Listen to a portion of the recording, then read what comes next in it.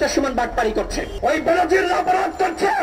Barrister Suman দেখলাম writ করেছেন, এর আগে এস আলমের বিরুদ্ধে রিট করেছিলেন না, আদালত কি করলো? খারিজ করে দিয়েছে। ব্যারিস্টার সুমন তারপরে কোনো কথা বলেছে?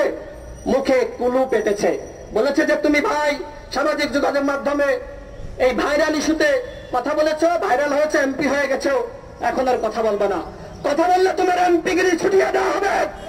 ব্যারিস্টার সুমন ওই এস আলমের বিরুদ্ধে আর মুখ খোলে নাই, এখন বেনজিরের বিরুদ্ধে তিনি রিট করেছেন। এই রিট যখন হাইকোর্ট খারিজ করে দেবে, ব্যারিস্টার সুমন কোনো কথা বলতে পারবে?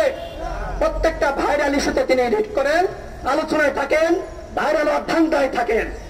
ব্যারিস্টার সুমন, আমি বলছি না, ওই এলাকার এমপি, সাবেক এমপি, তিনিই বলেছেন ব্যারিস্টার সুমন বাটপারি করছে। জনগণের চোখে ধোঁকা দিয়ে এরা বাটপারি করে এমপি হয়েছে। আজকে ওই এলাকার মানুষ তারা সচেতন নয়।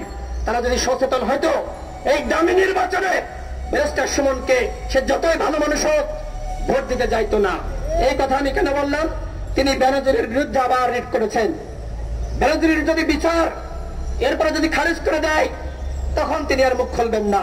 আজকে দেখেন অপরাধীদেরকে এই সরকার এইভাবে আশ্রয় প্রশ্রয় দিচ্ছে। মুনিয়া হত্যাকাণ্ডের কোন বিচার বাংলাদেশে হয়েছে? হয় নাই, গ্রেপ্তার পর্যন্ত করে নাই।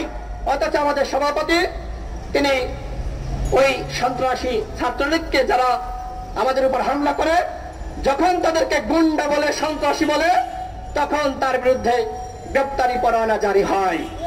কিন্তু